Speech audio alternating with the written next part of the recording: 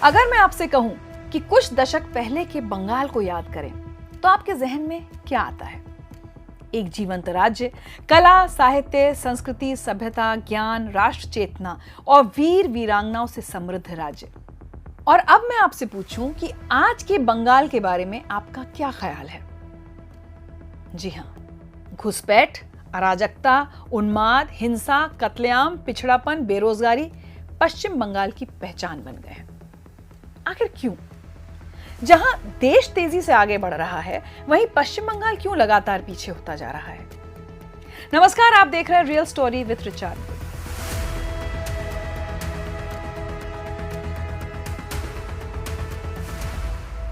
अगर हम हाल ही में पश्चिम बंगाल के पंचायत चुनाव में हुई हिंसा पर गौर करें तो हम समझ पाएंगे कि आज पश्चिम बंगाल को हिंसक राजनीति के लिए क्यों जाना जाता है। देश के दूसरे राज्यों में चुनावी हिंसा, बूथ कैप्चरिंग, मतदाताओं और मतदान अधिकारियों को डराने धमकाने की घटनाएं सरकार, जनता और मीडिया के प्रयासों से अतीत का हिस्सा बन गई हैं। लेकिन पश्चिम बंगाल में ये खेला अभी भी जारी है। মাথা ফাটিয়ে দিয়েছে, এখানে হাতে চাবলা দিয়েছে, গলা টিপে ধরেছিল, কোনোরকম ভাবে মানে আমাকে কিছু লোক ওরা এমন ভাবে অ্যাটাক করছিল যে মেরেই দিত। इस टीएमसी के गुंडे वालों ने जो अन्याय अत्याचार किया है मेरे माँ बहन के साथ, ये जुल्म कब तक चलता रहेगा? जो अत्याचार किया है, मारपीट, लूट तराज, दंगाबाज जो किया है, इसका कब तक खत्म होगा? पचला का जो पोर्स है, यानी पूरा प्रशासन इनका मिला जुला हुआ है। हम लोग डर के मारे में रह रहे कि मेरा भी कहीं जान न चला जाए, मेरा परिवार कोई अनाथ ना हो जाए। तो इसके लिए हम एक ही आवाज उठाना चाहता है कि हम लोग को जीने दो। हम लोग क्या किए, हम लोग को जीने दो। चुनाव चाहे पंचायत का हो, विधानसभा या फिर लोकसभा का, हिंसा, दंगा, खून खराबा, आम लोगों और राजनीतिक कार्यकर्ताओं की हत्या के बिना पश्चिम बंगाल का हर चुनाव अधूरा है। जबरदस्ती घर में जाके भी हुमकाया और आदमी को बोला वोट नहीं देगा तो बाद में भी कुछ करेगा। इन अनियंत्रित घटनाओं ने पश्चिम बंगाल को कलंकित किया है। बात तो ये कही गई थी कि हम प्रतिशोध की नहीं, बदलाव की राजनीति लाएंगे। पर हो क्या रहा है, ये सबके सामने है। घटनाओं का रिकॉर्ड वहां की रियल स्टोरी बताता है। 2021 में 27 मार्च से 29 अप्रैल के बीच पश्चिम बंगाल में विधानसभा चुनाव थे। इस दौरान कई इलेक्शन कैंडिडेट्स को धमकियां मिली, उन पर हमले हुए और उनकी हत्याएं भी हुई। आरोप है कि बंगाल की मौजूदा सरकार के इशारे पर यह सब कुछ हुआ। चुनाव के दौरान कई लोगों को अपनी जान गंवानी पड़ी। यह है वहां की विजयी हिंसा का लाल हाल। इसी साल हुए पंचायत चुनाव पर ही नजर डालें तो वहां की राजनीतिक हिंसा का पूरा परिदृश्य समझा जा सकता है। मारपीट करने, रैगिंग करने लगे। 100 आदमी के उसके ज्यादा थे। हम लोगों के साथ मारपीट की, बैलेट बॉक्स लूटने की कोशिश की। हम जब उनको रोकने गए तो बहुत मारपीट की हमारे साथ। TMC people gather and enter the booth and close the door and CCTV closed। इसके बाद प्रिसाइडिंग ऑफिसर में टेबल में जो बैलेट पेपर मौजूद था उसको सब स्टैम्प मार के भीतर के अंदर दिया। 2023 के पंचायत चुनाव में 52 लोगों की जान चली गई। चुनाव वाले दिन ही 18 लोग मारे गए। हिंसा के कारण सैकड़ों लोगों को पलायन करना पड़ा। त्रिस्तरीय पंचायत चुनावों के लिए 61,000 बूथों में से अधिकांश में भयंकर हिंसा, मतपत्रों की लूट और धांधली की रिपोर्ट आई। मेरा लड़की 135 नंबर में खड़ा हुआ है। मेरी लड़की है 135 नंबर खड़ा हुआ था। मेरा जो घर है मेरा 137 नंबर है। तो यहाँ जो वोट देने गया था 11 बजे, 11:30 बजे तक वोट हुआ था। उसके बाद इसको मार के भगा दिया, छापा मार दिया। तो हम इसको यहाँ बहुत हल्ला किया था। नहीं, वो लोग पुलिस वाला आया था, कुछ नहीं किया था। हम लड़की को लेकर चला गया। तो रात 7 बजे मेरा घर दुकान एक साथ है, सब दुकान का माल लूट कर लिया, लूट करके और दुकान पूरा आग लगा दिया। हाल ही में लगभग 700 मतदान केंद्रों पर नए सिरे से मतदान का आदेश दिया गया है। और दुख की बात यह है कि बीते चुनावों की तुलना में रक्तपात और हत्याओं के मामले में लगातार बढ़ोतरी हुई है। पश्चिम बंगाल में कानून व्यवस्था लचर और लाचार दोनों है। पर बंगाल हमेशा से ऐसा नहीं था। क्या आप जानते हैं कि 1960 के दशक की शुरुआत में पश्चिम बंगाल की प्रति व्यक्ति आय राष्ट्रीय औसत से अधिक थी और आज प्रति व्यक्ति आय के मामले में पश्चिम बंगाल का स्थान गिरकर 11वां हो गया है।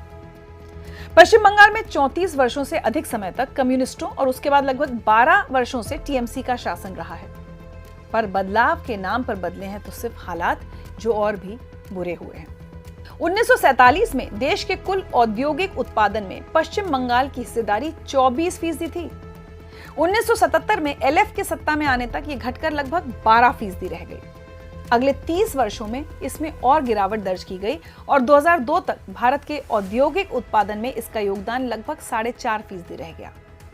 बेवजह की राजनीतिक खींचतान के चलते 2006 से 2008 के बीच 2 प्रमुख इंडस्ट्रियल प्रोजेक्ट्स, सिंगूर में टाटा नैनो कार प्लांट और नंदीग्राम में सलेम ग्रुप के केमिकल हब को पश्चिम बंगाल छोड़ना पड़ा था।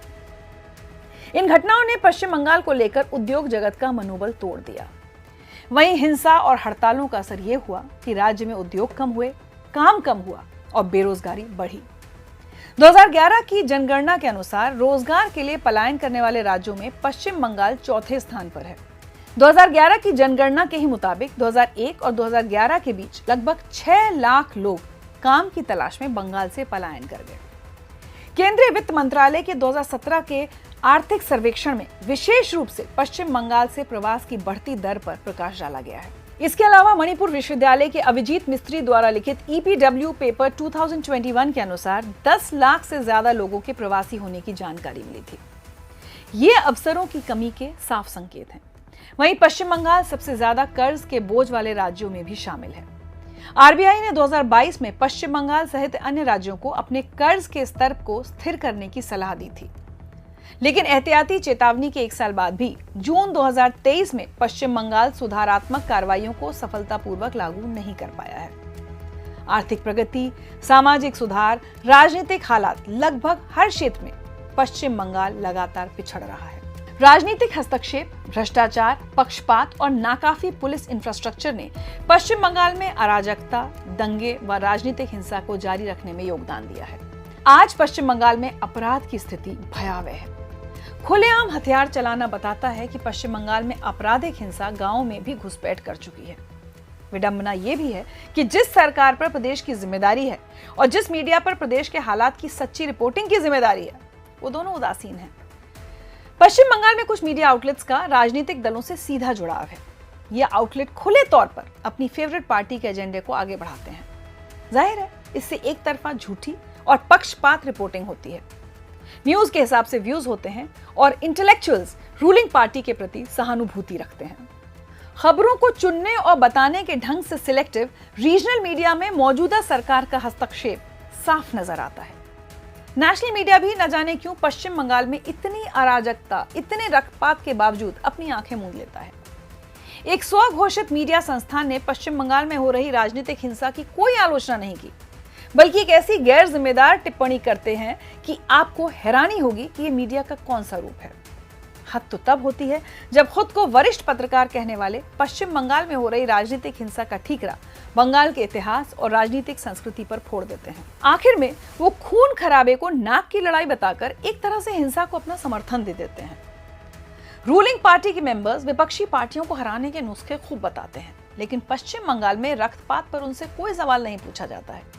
इस मुद्दे पर खामोशी की चादर डाल दी जाती है। कोई नहीं कहता कि पश्चिम बंगाल में लोकतंत्र दम तोड़ रहा है। जैसे यहाँ की मीडिया है, वैसे ही कुछ सिलेक्टिव फॉरेन मीडिया भी है, जिसकी आंखों पर कोई और ही चश्मा चढ़ा है। पश्चिम बंगाल की सड़कों पर इंसान का खून बहता है और वो मीडिया संस्थान सत्तारूढ़ प्रमुख को स्ट्रीट फाइटर संबोधित कर वाहवाही करता है। हालात देखकर तो ऐसा ही लगता है कि पश्चिम बंगाल में हिंसा को सत्तारूढ़ दल द्वारा सामान्य माना जाता है और मीडिया द्वारा उसे स्वीकार किया जाता है। दरअसल दोष केवल मीडिया का नहीं है। राज्य सरकार की मनमानी, निरंकुशता, जनता के प्रति उपेक्षा भरा रवैया, कानून व्यवस्था में हद से ज्यादा दखल पश्चिम बंगाल की दुर्दशा के लिए जिम्मेदार है। बुरा लगता है कि जो पश्चिम बंगाल कभी देश का फाइनेंस कैपिटल था, कला और साहित्य का गढ़ था, स्वतंत्रता सेनानियों की धरती था, और मैं तो यहां तक कहूंगी कि बंगाल किसी समय में भारतीय सभ्यता के पुनरुत्थान का केंद्र था, आज उसी पश्चिम बंगाल में घुसपैठ, अराजकता, भ्रष्टाचार, राजनीतिक हिंसा चरम पर है, जिसका खामियाजा वहां की जनता को भुगतना पड़ रहा है। क्या ये पश्चिम बंगाल की जनता के साथ अन्याय नहीं है? आपका क्या कहना है? अपनी राय हमें जरूर ईमेल करें। इस एपिसोड में इतना ही। ऐसे ही किसी और अहम मुद्दे के साथ वापस लौटूंगी real story with Richa Anirudh के साथ। तब तक अपना ख्याल रखिए। जल्द मिलते हैं।